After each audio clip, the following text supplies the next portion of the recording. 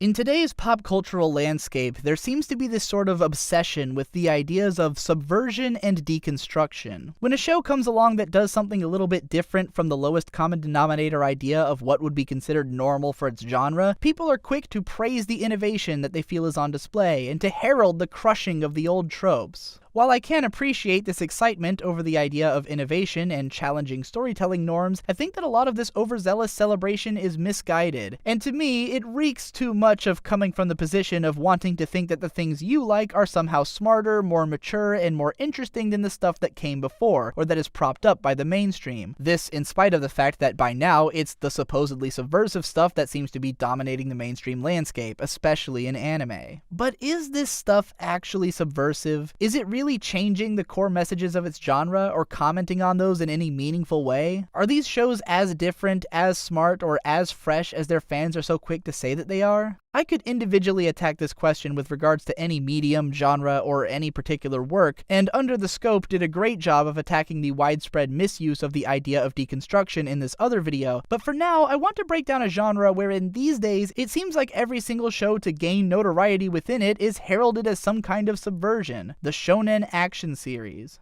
Just to keep the topic relatively narrow, I'm going to focus almost exclusively on stories which originated as manga running in Weekly Shonen Jump, the world's most popular manga magazine, which has been home to no shortage of the most recognized stories of all time. Let me start with the proclamation that I love Shonen Jump. Bakuman, Gintama, Hunter x Hunter, Yu Yu Hakusho, One Piece, and Food Wars are all among my favorite stories, and I enjoy the likes of My Hero Academia, Kuroko no Basket, Death Note, Bleach back when it was good, JoJo's Bizarre Adventure, and Dragon Ball. I grew up on stories like Naruto, Rurouni Kenshin, Yu-Gi-Oh!, and Shaman King, all of which I still have a fondness for, and that doesn't even touch on other stories that I'm sure I'd enjoy but I just haven't gotten around to yet. Suffice it to say that I'm speaking from a place of lifetime experience with this genre and this magazine, and that it's something which I care about a lot. Now, as I was listing off those names, you may have heard the titles of some works which to you might represent the standard idea of what a shonen action series is, some which have been classified as subversive, and others which aren't action stories at all. But the idea that I would like to put forth is that all of these stories are only as similar to as they are different from one another, and that to say that any of them, or anything outside of the magazine which could be considered as such, is a subversion of the genre is kind of missing the point. So to start with, let's look at Hunter x Hunter, which I've seen described as subversive myriad times for myriad reasons, each of which I'll break down in brief. First and most easily contradicted is the idea that Hunter x Hunter is subversive because of how brutally violent and dark it can get. Really, the level of violence in this series is not at all atypical of the genre. In one early episode, Killua pulls a guy's still beating heart out of his chest. The same move shows up in Naruto, Bleach, One Piece, Gintama, D. Gray Man, and Saint Seiya. In Hunter x Hunter, a guy gets his head bitten in half. In Dragon Ball, a guy kills another guy by impaling his temple with his tongue. Hell, there's a scene in Bleach where a guy is given a drug that causes him to perceive every second as taking place over centuries of time, and then is stabbed in the chest. That guy literally felt himself dying for hundreds of years. In Hunter x Hunter, there are scenes wherein tons of random innocent civilians are mowed down en masse. By the end of the Buu saga in Dragon Ball Z, the entire population of Earth is dead. Granted, by this point in DBZ, the afterlife is established as like a place that people have a knack for coming back from, though this doesn't seem to apply to some of those other planets that got blown up, but whatever. But what about the sheer nihilism of Hunter x Hunter? There's one scene wherein a secondary character is brutally murdered for no reason other than to make you feel like shit.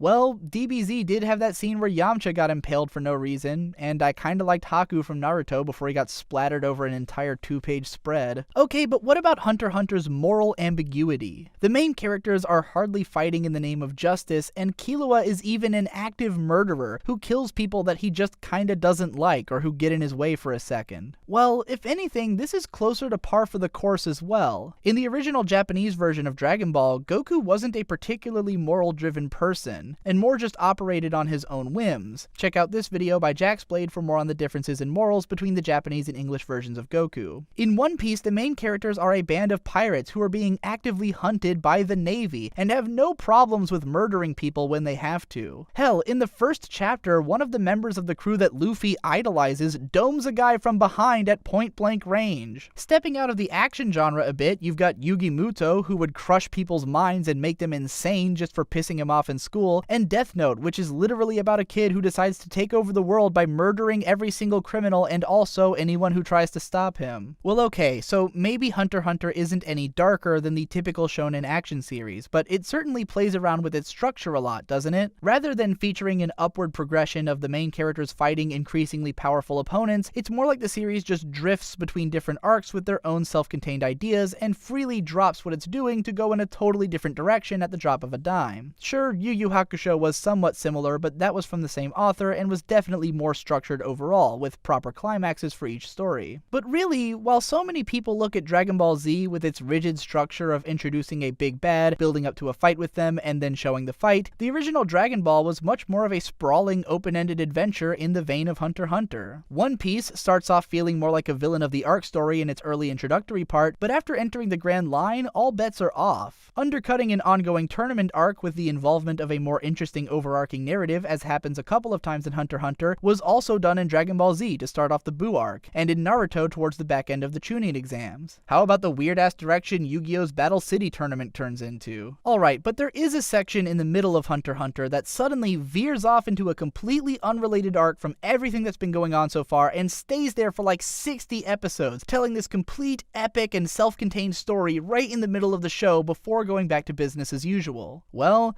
One Piece did the same damn thing with its Skypiea arc. But surely Hunter x Hunter does a lot to subvert the viewer's expectations by setting them up to think that one thing is going to happen and then switching to a totally different direction. One of the show's best aspects is how it utilizes an element of chaos to keep the viewer on their toes. Well, sure, but if anything, this is just basic storytelling. If you want to keep someone engaged, then you have to keep mixing things up so that it doesn't get stale and predictable. There's a reason that shows like Bleach and Fairy Tail eventually got to be so reviled even by the most avid followers of shonen manga, because those are shows that failed at basic narrative subversion. Some of the most devastating and memorable moments in shonen manga come in the form of unexpected losses, when things don't go according to plan and the characters have to figure out how to deal with that. Unforeseen complications are one of the specialties of the manga duo behind Death Note and Bakuman. Their stories stay so gripping and fresh because their characters are always getting stopped in their tracks by totally new challenges that they have to rethink their entire strategies around. And if you want a series that truly revels in its own unpredictability, you need look no further than Gintama. What keeps Gintama so fresh and exciting is that it manages simultaneously to be a full-bore parody of shonen tropes with the mindset of a gag manga, but also an actually gripping and badass action story whenever it so chooses to be. But it's not really that Gintama is all that different in structure from other shonen manga. It's really more that it's doing everything with an exaggerated wink and a nod, and willing to completely disregard the idea of a consistent tone and do whatever the fuck it wants. That the series pulls this off so well is absolutely incredible, but it is, at heart, just a far more extreme version of the kind of moment-to-moment subversion of expectation that makes manga exciting to read in the first place. Even something as simple as the early part in My Hero Academia, when a team of high-powered villains suddenly appears in the training center of all the new recruits, and they all of a sudden have to learn how they're going to fend for themselves against this massive opposition, is really the same kind of subversive logic that gets you pumped to see how the situation is going to unravel. This kind of setup and subversion is even pretty much a fundamental pillar of good comedy. So much of the funniest stuff in manga, and we'll take the latest Jump series adapted to animation, Saiki Kusuo no Sainan, is about getting us into the mindset that we're about to see one thing, and then showing us something wildly hilariously different at not quite the moment we expected.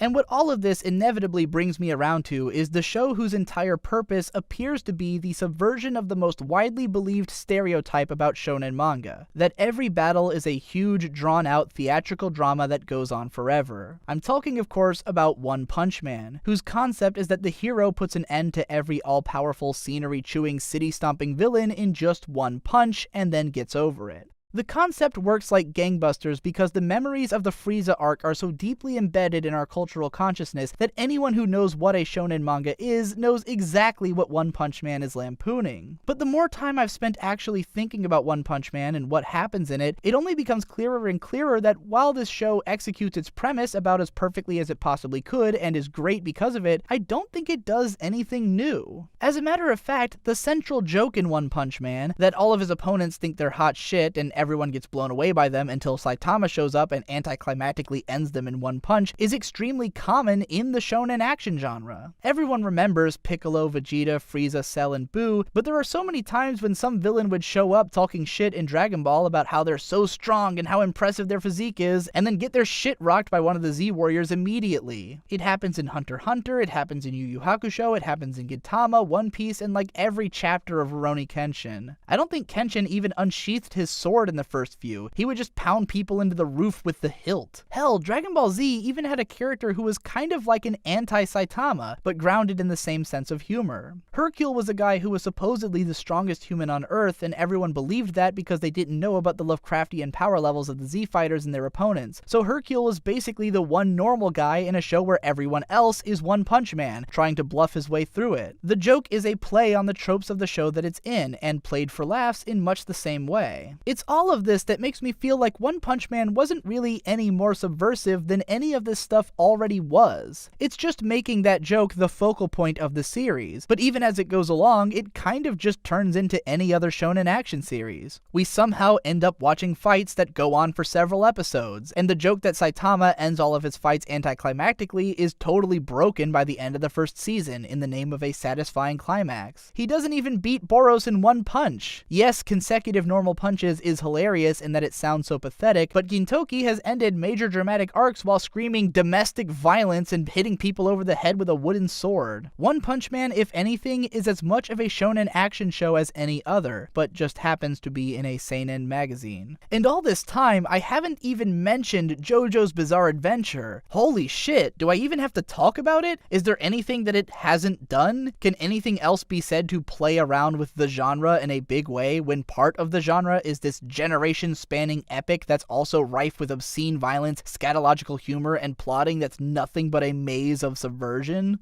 The reason I feel the need to break all this down to such an extent is simply that I feel it's disrespectful to the genre of shonen action stories, and even to the properties of good storytelling in general, to suggest that a show like Hunter x Hunter is only great because it flies in the face of convention, or is completely different from the norm. Yes, this show is a lot more nuanced and subversive and intellectual than the stereotypical cultural idea of what a shonen action series is like, but so are most shonen action series. Stuff that manages to go on for a decade without seeming to pay its dues or maintain interest, like Fairy Tail, are the anomalous exceptions to the rule, and not the standard bearers. Yes, Dragon Ball Z became incredibly formulaic and easy to poke fun of, eventually, after hundreds of episodes of sprawling adventure, but even that show was making fun of itself all along the way. Hunter x Hunter isn't amazing because it's fundamentally different from the norm, it's amazing because all of the fundamentals are understood and delivered on so perfectly, and because it uses all of the genre trappings in the best possible ways, and because its anime adaptation had the good fortune of coming out during a time and from a studio who really cared about doing it justice and not letting any of the filler episodes or shoddy production values that color so many people's perception of long-form storytelling in anime sink into their show. It's not an anti-shonen subversion, it just simply is a shonen action series of the highest caliber. I hope you found this rundown informative or helpful in some way, and that you'll share it around to anyone else whom you think would appreciate it. Shouts out to your friendly neighborhood Jaxblade, whose extreme expertise on Dragon Ball Z was a huge help in making the editing of this video possible. Jaxblade is this really fun and cool and nice guy who does these videos where he explains workout routines that will help you get the bodies of your favorite shonen protagonists and other anime characters. It's really cool, you should go check him out. Also a shout out to Best Guy Ever, whose extreme expertise on One Piece was also a big help in compiling the footage for this video. He's one of the best anime reviewers in the game, severely underappreciated, so you should definitely be subscribed to his channel. Have fun watching those guys and check out my other channels if you're interested, and thanks again for watching. I'll see you in the next one.